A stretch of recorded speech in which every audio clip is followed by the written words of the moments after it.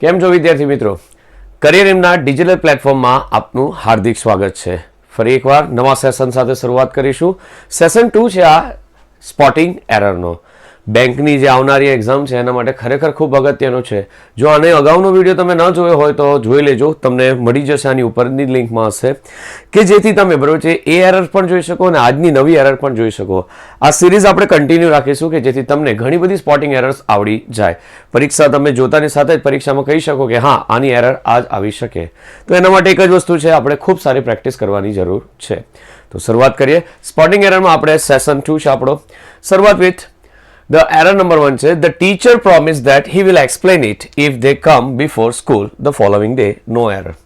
Option આપેલા છે, તમને લાઈનમાં જ આપશે, તમારે એક પસંદ કરવાનો હશે. જો એરર ન હોય તો નો એરર, એ તમને ખબર જ છે. તો 1-2 બરાબર છે સેકન્ડ તમને આપું છું, એવું લાગે તો વિડીયો પોઝ કરો અને પછી તમે અંદરથી ઓપ્શનને વિચારો કે આમાં જવાબ શું આવી શકે, અને પછી આપણે એના વિશે ડિસ્કસ કરી કે આમાં શું થાય. ઓકે, તો આઈ હોપ તમે વિચારી લીધું હશે તો આમાં જવાબ શું આવે છે. તો શરૂઆત વિથ તમને કદાચ ખબર જ હશે આમાં કે કઈ રીતે થાય છે. તો સ્ટાર્ટિંગ વિથ વાક્ય વાંચો ને. ધ ટીચર પ્રોમિસ, ટીચરે શું કર્યું છે? પ્રોમિસ કર્યું છે.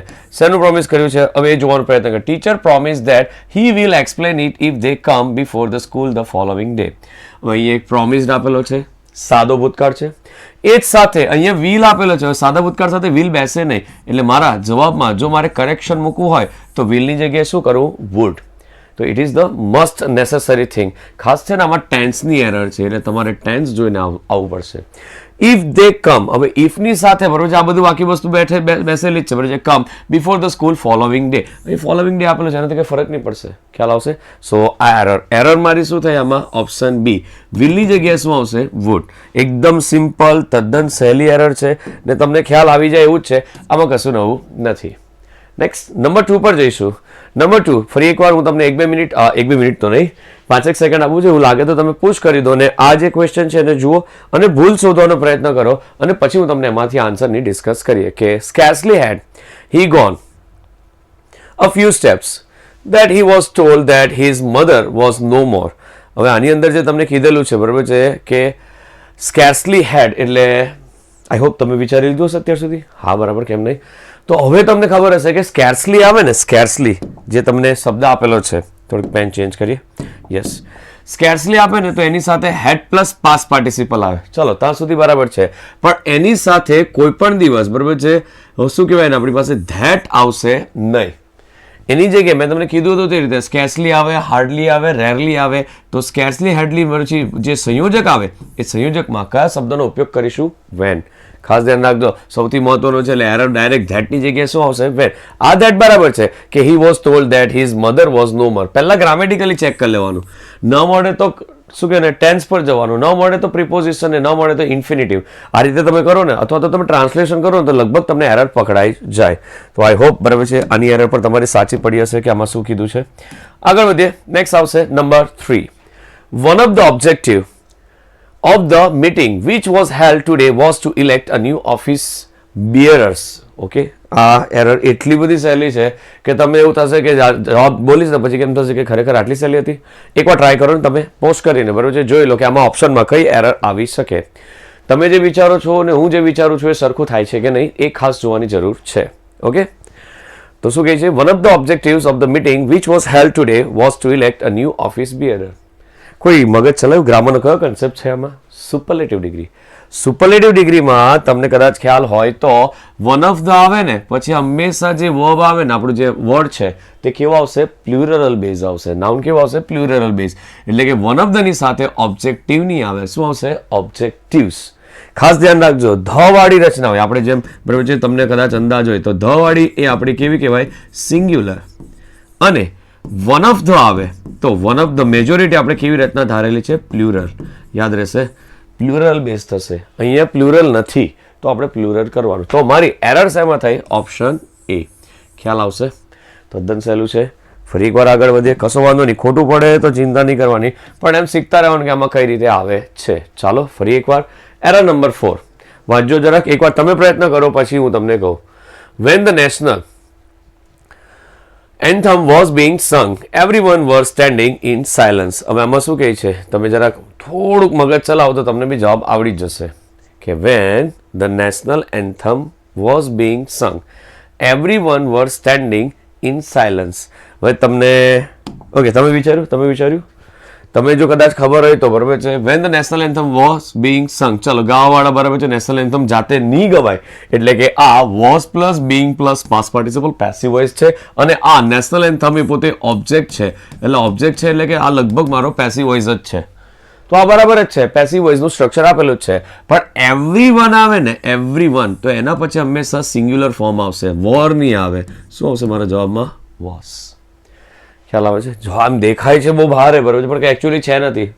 જવાબ મળ્યા પછી તો બહુ જ સહેલું થઈ જાય છે ને. ઓકે તો આન્સર શું આવશે આપણો સી. યાદ રહેશે તદ્દન સહેલી વસ્તુ. ચાલો error number 5. He નેગ્લેક્ટ્સ attending lectures regularly though college was only a few yards away from his house.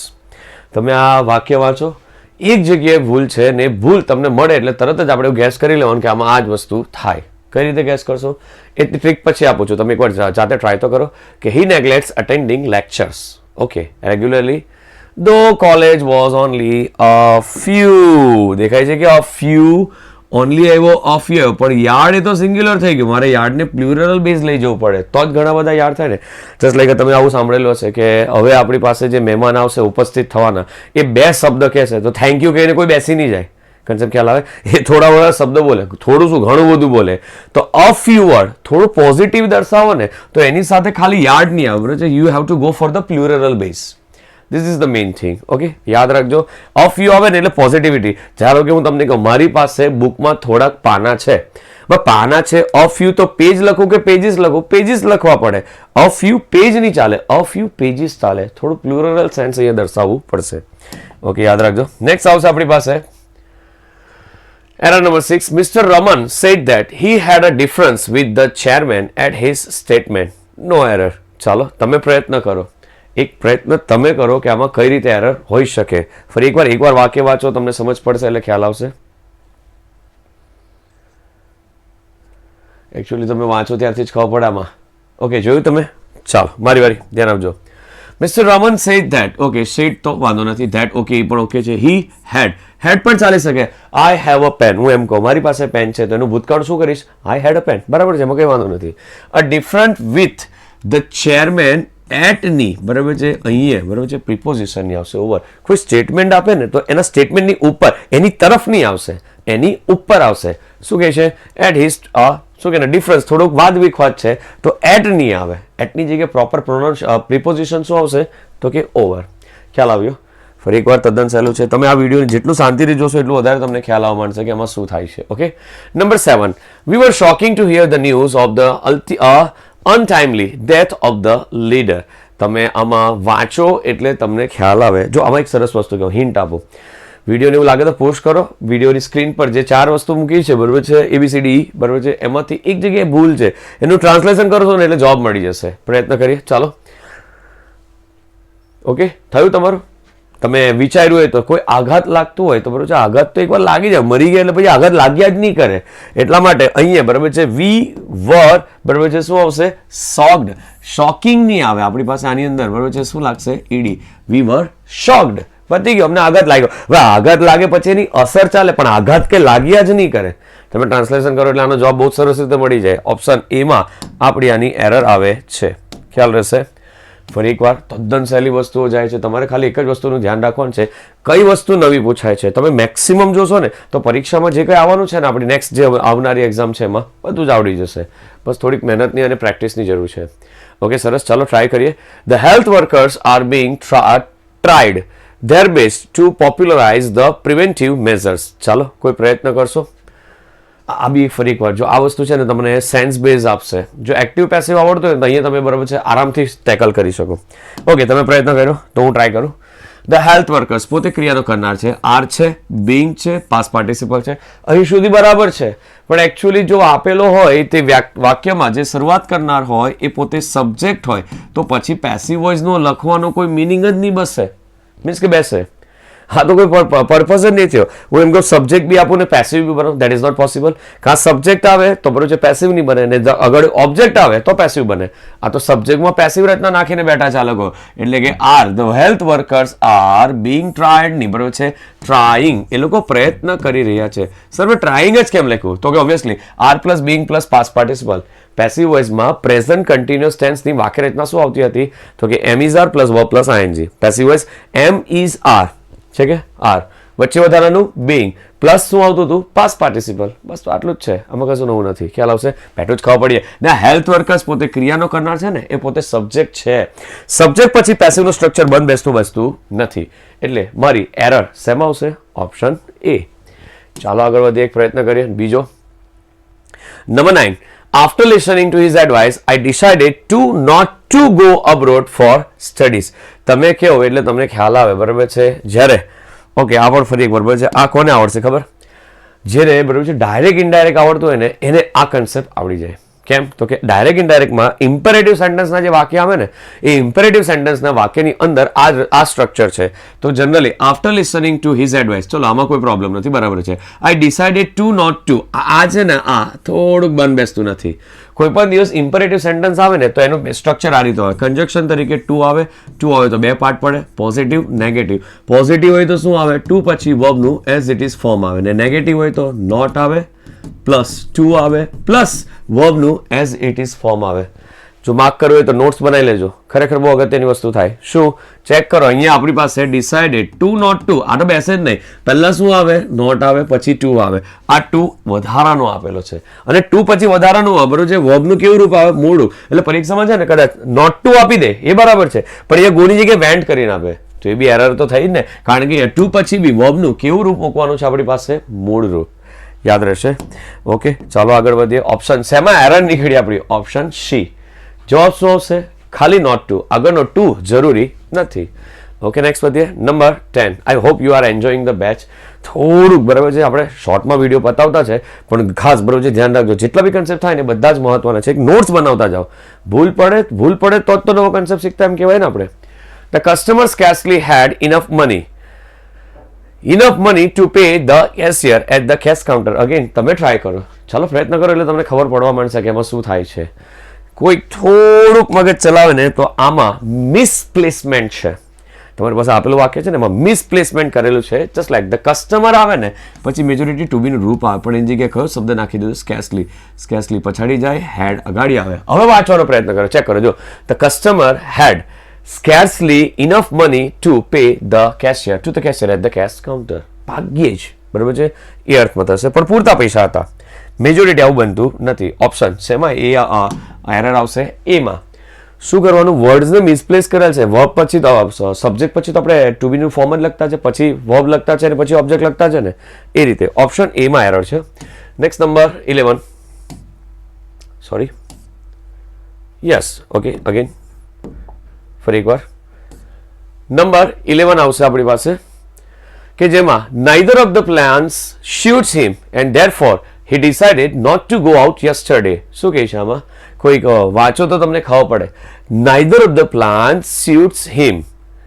Neither of the plan suits him. હું વાંચું ને ત્યાંથી જ મને ખબર પડવા કે આમાં કંઈક લોચો છે. And therefore he decided. જો હવે અત્યારે જનરલી આપણે વાત શેની કરેલ છે? ડિસાઇડેડ છે, અહીંયા suits છે, એક પ્રેઝન્ટ છે ને એક પાસ્ટ છે. તો મેજોરિટી આપણે નક્કી કરવાનું કે આ ઘટના બની ગઈ હશે કે બનતી છે કે બનશે. તો ચેક કરો. Neither of this plan suits him and therefore he decided not to go out yesterday. એક તો yesterday મૂકેલું છે, yesterday મીન્સ કે ભૂતકાળ છે. આ decide બી ભૂતકાળ છે, તો suits એ ભૂતકાળમાં નથી. તો મારે ખાલી આટલું જ કરવાનું રહે, બરાબર છે. શું આવશે? shoot it. શબ્દ ખબર પડશે કે શું આવશે? shoot it. બસ આમાં આટલું જ કરવાનું રહે, બીજું કશું નવું કરવાનું નથી. ઓકે, આગળ વધીએ. ઓપ્શન તમને ડાયરેક્ટ જ ખબર પડી જાય કે આમાં જવાબમાં શું આવશે? શૂટની જગ્યાએ shooted આવશે, કારણ કે ઓબ્વિયસલી કાર્ડ બેસતો જ નથી. ઓપ્શન શું આવશે? બી. ખાસ બીજી વસ્તુ, નાઇધર આવે ને, નાઇધર, એ નાઇધરની સાથે તમારે શબ્દ કયો મૂકવાનો થાય? નોર. પણ હું એમ કહું, એક સરસ છે આ કન્સેપ્ટ, હમણાં લેટેસ્ટમાં જ છે, બરાબર છે, કે નાઇધર આવ્યો એની સાથે આપણે એક શબ્દ મૂક્યો. કયો મૂક્યો? નોર. પણ આ તો નાઇધર નોર એ બે જ જણા માટે છે. બે થી વધારે હોય તો નાઇધર એ પોસિબલ નથી. તો ત્યારે શબ્દ ચેન્જ કરીને બરાબર છે શું મૂકવાનો? 3. સાદી ભાષામાં હું એમ કહું કે જ્યારે 2 જણાની વાતચીત કરતા હોય ત્યારે નાઈધર નો લખો, કોઈ પ્રોબ્લેમ નથી. પણ 2 કરતા વધારે હોય ને મારે નેગેટિવ જ બતાવવું છે તો નાઈધર તા નહીં ચાલે, કારણ કે નાઈધર તો 2 જણાની વચ્ચે જ આવે. તો ત્યારે કયો શબ્દ ચાલશે? નન. યાદ રહેશે, ખાસ માર્ક કરજો, બરોબર છે? આ જે વસ્તુ બોલાય છે તે ખાસ. ઓકે, સમજ પડી ગઈ? ઓકે, ચલો પાછા આપણે back to since I had been gone. શું કહે છે?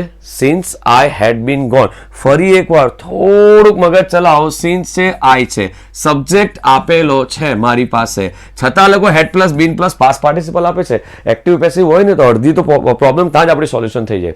જો કે આ બી એક એરરનો એક ભાગ જ છે. તમે એરર જુઓ ને ત્યારે ખાસ આ વસ્તુ જોવી જ પડે કે હેડ પ્લસ બીન પ્લસ, અરે સબ્જેક્ટ આપેલો છે તો પછી આ વસ્તુ આપવાની કોઈ જરૂર ખરી ના, ડાયરેક્ટ જ હેડ શું આવશે? ગોન. બસ this is the simple thing. યાદ રહેશે, બસ આટલું જ કરવાની જરૂર છે. ઓપ્શન શેમાં એરર છે? એમાં. નેક્સ્ટ આગળ વધીએ. Yes, number 13. What you will think if school boys make fun of you. હવે આ એરર તમે જોશો ને તમે કહો સર આટલી બી સહેલી એરર પૂછાય? May be they will be asked in the examination. એક્ઝામમાં એવું થોડી લખીને મોકલશે કે સહેલી પૂછ્યું કે ભારે પૂછ્યું અથવા તો મીડિયમ મોડરેટ પૂછ્યું, કંઈ બી પૂછાય, બરોબર છે? ટ્રાય કરો જોઈએ તમે, બરોબર છે? પછી આપણે આનો જવાબ બનાવીએ. તદ્દન સહેલી વસ્તુ છે.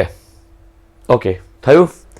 તમે વિચાર્યું ને તો તમારો થોડોક વિચાર આવો હોઈ શકે કે what you will think if school boys make fun of you.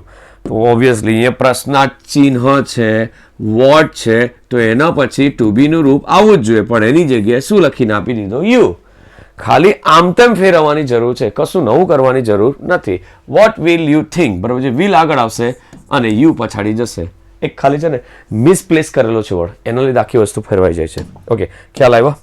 Next આવશે આપણી પાસે નંબર 14. જોઈશું. ઓકે, શું કહે છે? We have been living in this house since 2 years. હવે આ એક સરસ છે. ચાલો તમે ગેસ કરો ને આમાં શું આન્સર આવી શકે. હું તમને બરોબર છે 2-5 સેકન્ડ આપું છું કે જેથી તમે આની અંદર સોલ્યુશન લઈ શકો. We have been living in this house. દર ફેરી કઈ એક્ટિવ પેસિવ ના આવ્યા કરે, બરોબર છે? તમારા મગજમાં જે ક્રાંતિકારી વિચાર ચાલતા હોય ને એને જરાક સાઈડ પર મૂકી દેવાના.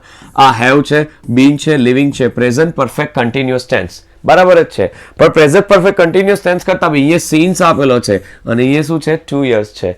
સિન્સ પછી પોઈન્ટ ઓફ ટાઈમ આવે, ડ્યુરેશન ઓફ ટાઈમ નહીં આવે. ફરી એકવાર સિન્સ લખો પછી શું આવશે?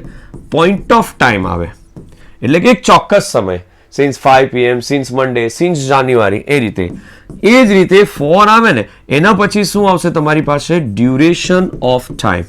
હવે ડ્યુરેશન ઓફ ટાઈમ આવે ને ત્યારે બી સાચવવાનું. શું સાચવવાનું? કે ડ્યુરેશન ઓફ ટાઈમ એક એવી વસ્તુ છે કે જે સમયગાળો બતાવે. 2 વર્ષ સમયગાળો છે. સિન્સ નહીં આવશે, શું આવશે? ફોર. ખ્યાલ રહ્યો? ઓકે, આગળ વધીએ. નેક્સ્ટ ઓપ્શન શેમાં આવશે?